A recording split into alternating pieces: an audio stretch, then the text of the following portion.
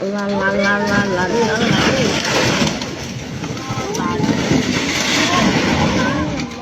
Tụi nó cứ để vô đâu đâu à.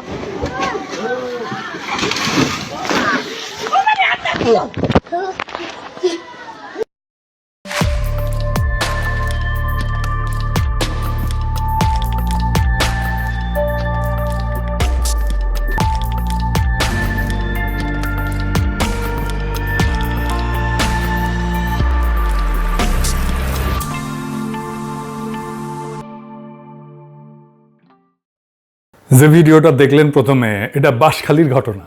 টানা 6 দিনের ভারী বর্ষণ আর পাহাড়ি ঢলে সাঙ্গু নদী, ডলু নদী এবং হাঙ্গর খালের পানি বিপদসীমার উপর দিয়া বইতেছে। বাঁধ, ডিঙা, লোকালয়ে ঢুকছে পানি। অন্তত 15টা উপজেলায় 4.5 লাখ মানুষ পানিবন্দী। সবচেয়ে বিপর্যস্ত হয়েছে সাতকানিয়া। প্রায় 80% এলাকা প্লাবিত হয়ে গেছে, পানির নিচে চলে গেছে। প্রায় 3.5 লাখের বেশি মানুষ দুর্ভোগে আছে। কি ভয়ানক অবস্থা! আমি আর সেগুলো দেখাইলাম না, আপনারা দেখছেন মনে হয়। 5 দিনের অতিবৃষ্টি এবং পাহাড় ধসে অন্তত 30 জন মারা গেছে। আর 1983 সালের রেকর্ড ভেঙে 43 বছরের সর্বোচ্চ বৃষ্টিতে চট্টগ্রামও ডুবে গেছে শহর। শহরে জলাবদ্ধতা আর গ্রামের বন্যা, একই আকাশ থেকে নামা একই বৃষ্টি, কিন্তু দুইটা আলাদা রোগ, আলাদা সমাধান। এই সাতকানিয়ার বন্যা স্থানীয়দের ভাষায় নতুন কিন্তু কিছু না। পাহাড়ে বৃষ্টি বেশি হইলেই সাঙ্গু নদী ফুলে ফেপে ওঠে, সাতকানিয়া ডুবে যায়। এটা তারা প্রজন্মের পর প্রজন্ম ধরে দেখতেছে, জানে, মানে সমস্যাটা প্রেডিক্টেবল, সবাই জানে এটা ঘটবে, ঘটতে পারে। কিন্তু রাষ্ট্রের প্রস্তুতি কি? কোনো প্রস্তুতি নাই।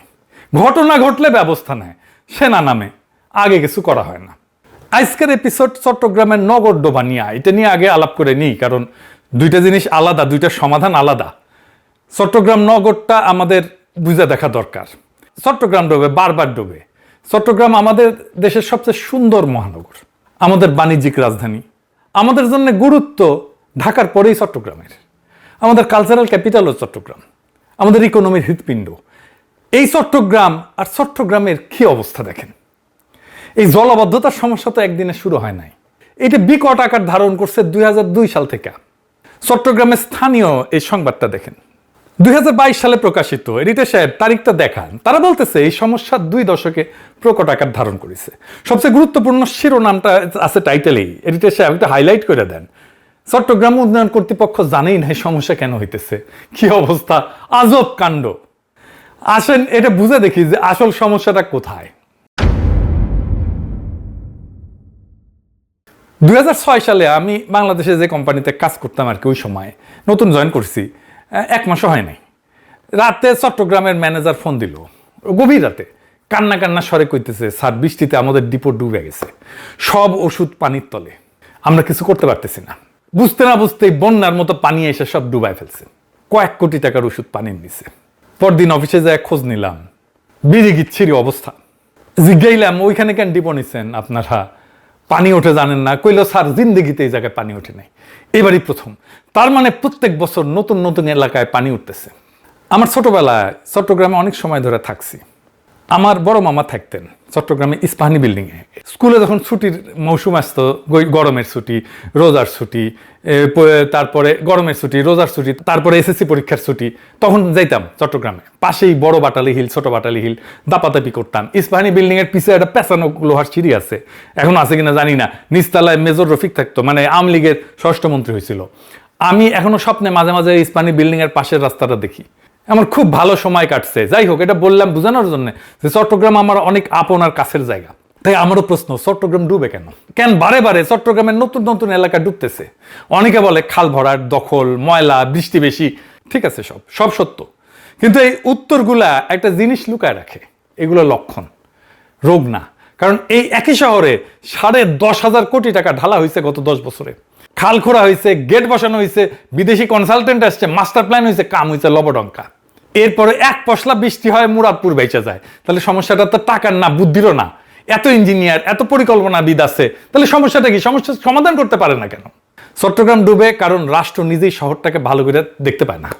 আর যেটুকু দেখে সেটা এক হাতে ধরতে পারে না, দায়িত্ব নিতে পারে না। এই কথাটার মানে কি, এটা একটু বুঝতেছি। আজকে এটা পুরো এপিসোড এটা নিয়ে আলোচনা করব। চট্টগ্রামকে আলাদা করে আমাদের বুঝতে হবে। কেন? চট্টগ্রামের জলাবদ্ধতা আর ঢাকার জলাবদ্ধতা এক জিনিস না। ঢাকার সমস্যা মূলত ড্রেনেজের, পানি নামে না, ড্রেন বন্ধ। চট্টগ্রামের সমস্যা জল বিজ্ঞানের, হাইড্রোলজির। এই দুইটা পুরো আলাদা। চট্টগ্রাম বসে আছে তিনটা শক্তির টানাপোড়েনের মাঝখানে। উপরে পাহাড়, বৃষ্টি হইলে পানি নামায়, সাথে নামায় বালি মাটি যেটা খাল ভরাট করে ফেলে, নিচে কর্ণফুলী আর সাগর, জোয়ারের সময় পানি উল্টা শহরে ঢুকায় দেয়, আর মাঝখানে শহর যেটা দুই চাপের মধ্যে স্যান্ডউইচ হয়েছে। এই জন্যে চট্টগ্রামে শুধু খাল খুললে হবে না, জোয়ারের সময় খালের মুখ বন্ধ রাখা, ভাটার সময় খোলা, এই কাজটা করার জন্য লাগে স্লুইস গেট, টাইডাল রেগুলেটর। প্রকৃতি এই শহরকে এমন একটা বিশেষত্ব দিচ্ছে যেখানে টাইমিংই সব। কখন পানি ছাড়বেন, কখন আটকাবেন, আপনাকে খেলতে হবে প্রকৃতির সাথে, তার ইচ্ছার সাথে মিশে থাকার তরিকা বুঝতে হবে। কিন্তু প্রকৃতির সাথে খেলাটা কঠিন, অসম্ভব না। নেদারল্যান্ডের অর্ধেক দেশ সমুদ্রের নিচে, ঠিক আছে না দেশটা, এই টাইডাল ম্যানেজমেন্ট দিয়ায়, তাইলে ওরা পারে, আমরা পারি না কেন? এইখানে প্রকৃতির খেলা আর রাষ্ট্রের কারিশমা। রাষ্ট্র পারে না, ওরা পারে, ওদের রাষ্ট্র পারে, আমাদের রাষ্ট্র পারে না। কেন পারে না? ওই যে কইছিলাম রাষ্ট্র যা দেখতে পায় না তা শাসন করতে পারে না। আর ধরেন আপনার বাসার সামনে নালাটা কার? সিটি কর্পোরেশনের, চিটাগাং উন্নয়ন কর্তৃপক্ষের, ওয়াসার, আপনি জানেন না। এটাই মূল সমস্যার প্রথম সূত্র। যে কোনো রাষ্ট্র একটা জিনিস শাসন করতে পারে কেবল তখনই যখন সে জিনিসটাকে পরিষ্কার করে দেখতে পায়। কে মালিক, কার দায়িত্ব, সীমানা কোথায়, দখলটা কার। যে জিনিস রাষ্ট্রের চোখে ঝাপসা সেটা রাষ্ট্র নিয়ন্ত্রণ করতে পারে না, হালকার উপরে ঝাপসাইয়া যায়। এই ব্যাপারটা নিয়ে একজন চিন্তাবিদ আছেন, জেমস স্কট, রাষ্ট্রবিজ্ঞানের লোক। তার একটা কথা আসছে, রাষ্ট্র যা পড়তে পারে না তা শাসন করতে পারে না। ইংরেজিতে বলে লেজিবিলিটি, মানে পাঠযোগ্যতা। একটা জিনিস রাষ্ট্রের খাতায় স্পষ্ট করে লেখা না থাকলে কে মালিক, সীমানা কই, দায় কার, রাষ্ট্র সেই জিনিসটার উপর হাত রাখতেই পারে না। চট্টগ্রামের সমস্ত সমস্যা ঠিক এই জায়গাটায় বসে আছে, খাতায় ঝাকসা। তাই বাস্তবে এটা বেহাত হয়ে গেছে। এটা কেমন? চট্টগ্রামের 57টা খাল ঠিক এই ঝাপসা এলাকার মধ্যে পড়ে আর কি, হালকার উপরে ঝাপসা হয়ে গেছে। এটা খালের এক অংশ সিডিএ কাজ করে, চট্টগ্রাম উন্নয়ন কর্তৃপক্ষ, আর এক অংশে সিটি কর্পোরেশন কাজ করে। পানি প্রবাহের দায় আবার পানি উন্নয়ন বোর্ডের, আর নালার সংযোগ ওয়াসার। 4টা জায়গা, এক খাল 4 মালিক। আগে একটা সিনেমা ছিল, এক ফুল দো মালি, আর এই এক খাল তার মালিক 4টা। মানে আসলে কোনো মালিক নাই তো। আর যেখানে মালিকানাই ঝাপসা সেখানে দুইটা জিনিস অনিবার্যভাবে ঘটবে। এক নম্বর হইতেছে দখলদার ঢুকবে, কারণ দখলদার জানে যে খালের এই অংশটা কারো না।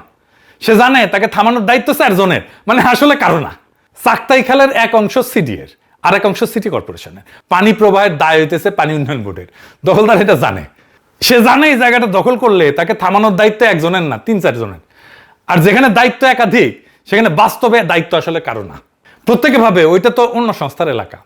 ফলে দখলদার নির্ভয়ে বসে যায়, কারণ তাকে উচ্ছেদ করার মতো স্পষ্ট মালিকানা কারো নাই, শক্তি নাই, ক্ষমতা নাই। তো চাকতাই খাল তো দখল হবেই। এটা তো কোনো দুর্ঘটনা না, দুর্বৃত্তের একক কোনো অপরাধও না। এটা মালিকানা ঝাপসা রাখার সরাসরি ফসল। খালটা যেহেতু স্পষ্ট করে কারো না, তাই সেটা সবার হাতেই বেহাত, কারো হাতেই আর নাই। তারপরে দেখেন, খাল, নালা, জলাধার, নদী, জোয়ার সব একসাথে কাজ করে একটা নেটওয়ার্ক হিসাবে, তাই তো? একটার সাথে একটা যুক্ত তো। একটা সংস্থা খাল খোঁড়ে আর একটা সংস্থা ড্রেন বানায়, কিন্তু সমন্বয় নাই, তখন নিষ্কাশনের ধারাবাহিকতা তো ভেঙে যায়। লক্ষ্য করেন, পানি তো সংস্থা চেনে না, ও তো পানি উন্নয়ন বোর্ড চেনে না, সিডিএ চেনে না, মেয়র চেনে না, পানি সংস্থা চেনে না। পানি ঢাল চেনে, বাধা চেনে। আমরা একটা অখণ্ড প্রাকৃতিক ব্যবস্থাকে 4 টুকরা করে 4 দপ্তরে ভাগ করে দিচ্ছি। পানি যখন এক দপ্তরের সীমানা থেকে আরেক দপ্তরের সীমানায় যায় তখন ওইখানে আটকে যায়। সীমানাটা তো রাষ্ট্রের কাগজে লেখা আছে, পানির কাছে তো নাই। আরো জটিল একটা সমস্যা আছে, সেটা কি? হুকুম দিলে, বরাদ্দ দিলে কাজ হয় না। বাংলাদেশে এটা একটা সমস্যা। হুকুম হয়, বরাদ্দ হয়, কাজের কাজ হয় না। এটা ইন্টারেস্টিং জিনিস শিখি, যেটা দিয়ে গোটা বাংলাদেশ রাষ্ট্রকে ব্যাখ্যা করা যাবে। রাষ্ট্রের ক্ষমতা কিন্তু 2 রকম। একরকম ক্ষমতা হইল হুকুমের ক্ষমতা। সরকার ঘোষণা দিতে পারে, বরাদ্দ দিতে পারে, উদ্বোধন করতে পারে, প্রকল্প নিতে পারে। এটা উপরের ক্ষমতা, দৃশ্যমান ক্ষমতা। আর এক রকম ক্ষমতা হইল বাস্তবে ঢুকে কাজ করানোর ক্ষমতা। সমাজের রন্ধ্রে রন্ধ্রে ঢুকে আসল জিনিসটা ঘটানো। খালটা আসলে খনন হইল কিনা, গেটটা আসলে ঠিক মাপে বসলো কিনা, দখলদার আসলে উঠলো কিনা, এইটা হইতেছে আর এক ক্ষমতা। সমাজবিজ্ঞানী মাইকেল মান এই 2 ক্ষমতাকে আলাদা নাম দিচ্ছেন। উপরের হুকুমটাকে বলছেন ডেসপোটিক পাওয়ার, আর সমাজের রন্ধ্রে রন্ধ্রে ঢুকে বাস্তব কাজ করার ক্ষমতাটাকে বলছেন ইনফ্রাস্ট্রাকচারাল পাওয়ার। বাংলাদেশ রাষ্ট্রের রোগটা হইতেছে ডেসপোটিক পাওয়ার আছে, থাকে 16 আনার উপরে 18 আনা থাকে, কিন্তু ইনফ্রাস্ট্রাকচারাল পাওয়ার একেবারে 0। চট্টগ্রামের ট্র্যাজেডি হইলো এখানে যে ডেসপোটিক পাওয়ার একদম উপসে পড়তেছে। মানে হুকুমের ক্ষমতা আকাশ ছোঁয়া, আর দ্বিতীয় ক্ষমতা মানে বাস্তবায়নের ক্ষমতা, ইনস্টিটিউশনাল পাওয়ার, এটা শূন্য। প্রমাণ দিই এটা। দেখেন, কাগজে সিডি এর মূল প্রকল্পের অগ্রবর্তী 94.6%, মানে পুরাই হয়ে গেছে। 12 পারা খাল 95% এটা খনন হয়েছে। সড়ক প্রকল্প 93%, নথিপত্রে পায় শেষ। এটা হুকুমের ক্ষমতার ভাষা, কাগজের সাফল্য। এখন বাস্তবে দেখেন কি হয়েছে, 90% সম্পন্ন প্রকল্পে 14টা সুইচ গেট এখনো নির্মাণই হয় নাই। আর অনেক জায়গায় খালের ভিতরে বাধা দূর করা হয় নাই, ফলে পানি বাইরে হইতে পারতেছে না। এটা বুঝেন যে শেষ যে 10% আছে, 10%, ওটাই তো কাজের মুখটা। গেট যদি না থাকে, খালের বাকি 90% খাল খনন করে লাভটা কি বলেন তো? গলা টিপে রাখলে শরীর যতই সুস্থ হোক না কেন, স্বাস্থ্য আটকে যাবে, তাই না? আরো নির্মম প্রমাণ দেয়, ইঞ্জিনিয়াররা গেট বানানোর সময় সতর্ক করছিল যে ক্যাচমেন্ট এরিয়া, মানে যে পরিমাণে জায়গা থেকে পানি সে সংগ্রহ করে এই জায়গায় আনবে, সেই পানির সাথে এটা গেটটা, এই পানির তুলনায় গেটটা সরু হয়ে গেছে, এটা চওড়া করতে হবে। শোনা হয় নাই, বেড়াতে পারবে না তো, উল্টা চওড়া খালকে গেটের মুখে যে শুরু করে ফেলা হয়েছে। হুকুমের ক্ষমতা গেট বসেছে, কিন্তু বাস্তবে কাজ করানোর ক্ষমতা, যেটা ইঞ্জিনিয়ারের পরামর্শ গেট চওড়া করা, এটা মানেই হয় না, শোনেই নাই। একটা খালের নিষ্কাশন ক্ষমতা তো একটা যৌথ সম্পদ, তাই না? এটা এমন একটা জিনিস যেটা থাকলে সবাই সুবিধা পায়। আপনি, আমি, দখলদার সবাই সুবিধা পায়, কিন্তু শহর সুখ না থাকলে সবারই লাভ। কিন্তু যৌথ সম্পদের একটা অভিশাপ আছে, কিন্তু এটা বুঝে দেখেন। ভাগের মা গঙ্গা পায় না, কথা আছে না? বাংলাদেশ তো আমাদের যৌথ সম্পদ, এটা কি আমরা আমাদের সম্পদের মতো করে হেফাজত করি না তো? যেহেতু সুবিধাটা সবার, যেহেতু রক্ষা করার দায় সবার, আর সবার দায় মানে কার্যত আসলে কারোই দায় না। দেখেন কিভাবে কাজ করে এটা। খালে ময়লা ফেললে আপনার আমার ব্যক্তিগত ক্ষতি সামান্য, তাই না? এক ব্যাগ ময়লাই তো, তাই না? কিন্তু ভালো নাগরিকের মতো ব্যবহার করলে আপনার বা আমার ব্যক্তিগত লাভ কি খুব বেশি? সামান্য। আপনি এক নালা পরিষ্কার রাখলে শহর শুকাবে না, তাই প্রত্যেকের কাছে ব্যক্তিগতভাবে ময়লা ফেলাটাই যুক্তিসঙ্গত। কিন্তু এটা কিন্তু খুব একটা চমৎকার বিষয়। দেখেন দেখেন ময়লা না ফেললে আমার ব্যক্তিগত লাভ খুব সামান্য, ময়লা ফেললে আমার ব্যক্তিগত ক্ষতিও খুব সামান্য। তাই যুক্তি কি? আমি ময়লা ফেলবো। সবাই যুক্তিসঙ্গতভাবে আচরণ করে, রেশনাল আচরণ করে, আর সমষ্টিগতভাবে সবকিছু মরে যায়, খাল বন্ধ হয়ে যায়, ড্রেনেজ বন্ধ হয়। দখলদারও ঠিক একই অঙ্ক খেলে। খাল দখল করলে লাভটা তার একাত্ম, জমি, দোকান ভাড়া, কিন্তু ক্ষতিটা অনেকের মাঝখানে ছড়ানো, গোটা শহরের উপরে সামান্য সামান্য করে আপনার আমার উপরে এটা পড়বে, তাই না? কিন্তু ব্যক্তিগত লাভ কেন্দ্রীভূত, একার, সামষ্টিক ক্ষতি বিতরণকৃত। এই অসমতাই দখলকে যুক্তিসঙ্গত করে তোলে। খুব খারাপ লাগলো শুনে, কিন্তু এটাই আসলে কাজ করে। এটাই দখলের পক্ষে সবচেয়ে শক্তিশালী যুক্তি। আর ঠিক এই একই অভিশাপ সংস্থাগুলোর মধ্যেও কাজ করে। স্যার, সংস্থা প্রত্যেকের নিজের অংশটুকু করলেই তার কাজ শেষ। পুরা শহর সুখ এলো কিনা সে দায় কার? সবার। সবার মানে তো আবার কারো না, মানে কারোই না।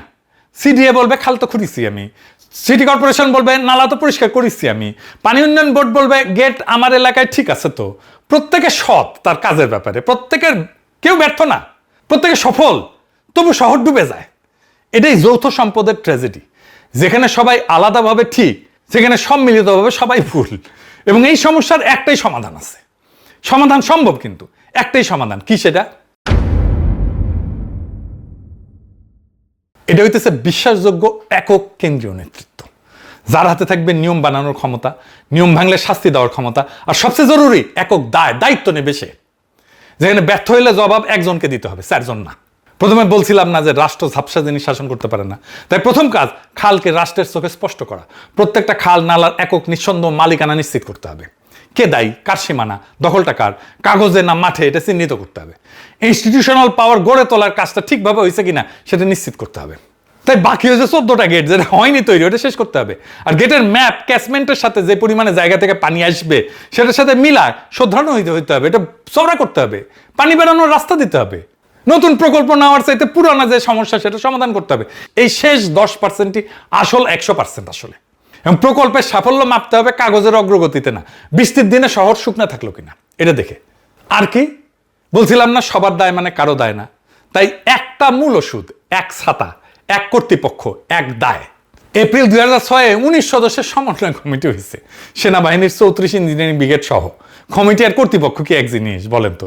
কমিটিতে দায় আবার ভাগ হয়ে যায় 19 ভাগে। যা লাগবে তা হইল একজনের সব দায়িত্ব, যার হাতে বাজেট, যার হাতে ক্ষমতা, তার হাতেই দায়। তিনটা একই সাথে। শহর ডুবলে জবাবটা তাকে দিতে হবে, একাই দিতে হবে। চট্টগ্রামে জলাবদ্ধতা একটা ইঞ্জিনিয়ারিং সমস্যা না, এটা একটা রাষ্ট্র গঠনের সমস্যা।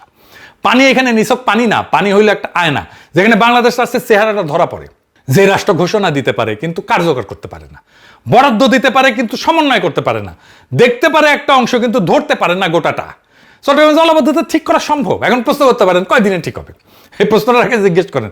রাষ্ট্রকে কোনোদিন শহরটা ড্রেনেজ ম্যানেজমেন্ট একক কর্তৃপক্ষের হাতে দিতে রাজি হবে?